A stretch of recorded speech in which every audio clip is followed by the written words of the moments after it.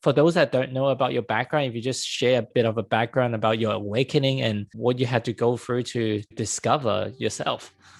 Absolutely. Well, a big part of the awakening is having an early life experience that created a fertile soil. What I would have used to look at as adversity and trauma, but now look at, like I said, as fertilizer, as my opportunity. And with the awakening itself, I actually had my awakening by listening to my own podcast. Growing up as a kid, both my parents were drug addicts. They both addicted to meth. Dad was in prison as a kid.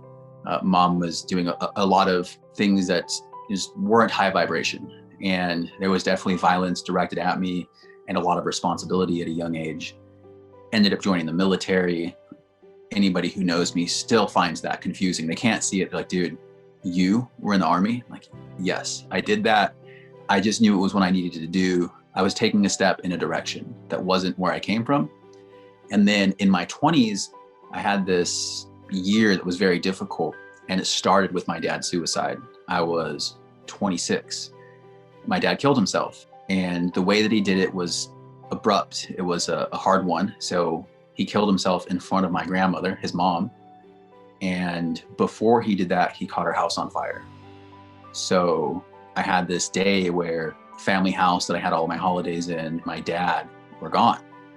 And a month later, my best friend died. And a year later, my grandmother, the same one who was in the house, passed away from cancer. So it was a very challenging year.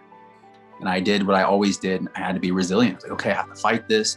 I can't let it take me down. I'm going to go. And I moved to Vegas and just went aggressively into personal development, very aggressively.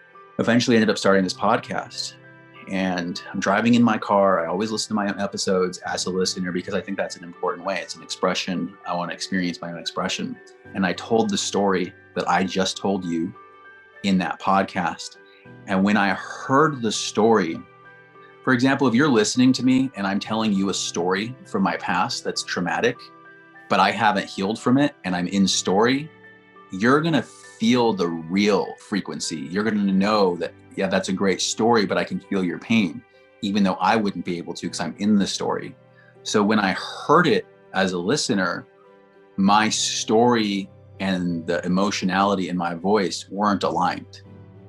So I felt my own pain. And that moment of feeling my own pain from that experience shattered my entire egoic construct. It's like every story, every belief, everything about resilience, everything about my dad and my mom and how strong I was, it all just collapsed at one time.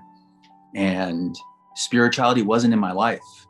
I wasn't talking about consciousness. I meditated, of course. I've been meditating for years. I was huge on health. I was huge on optimization, and I didn't believe in the Western medical system anymore. I was trying. And all of a sudden, I could feel the consciousness of the planet. All of a sudden, I could feel someone fishing, for example. I was at a pier not long after this experience of waking up. I was at a pier and someone was fishing 10, 15 feet away, and I could feel it. I could feel what that fish was experiencing. I was like, man, they try and pretend like fish aren't sentient, all these pescatarians. Let me tell you, that fish, it feels for sure. And ever since then, it's just been this rocket ship of mystical experiences and synchronicities, divine experiences, meeting my partner, she's a divine relationship. And, since meeting her, the slope of my evolution is skyrocketing. And yeah, it's been about 2.5 years.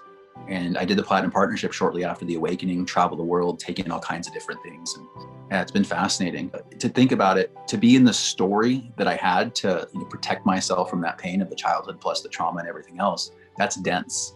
I had no idea that we could have these divine capacities of telepathy, of experiencing trees and animals. And I know what my cat's feeling, thinking, looking at. If she looks at something, I know exactly what she's looking at. Always. Completely connected. And that all started happening all of a sudden. And I thought I was losing my mind, for sure. Probably for 3 months. I just was in this space of what in the world is happening. I didn't have spiritual people in my life to reference. I read that Eckhart Tolle had an awakening in his book, but beyond that, awakening wasn't a real concept to me. And yeah, that's how it happened, is hearing my own story and feeling the emotions that weren't aligned with my beliefs.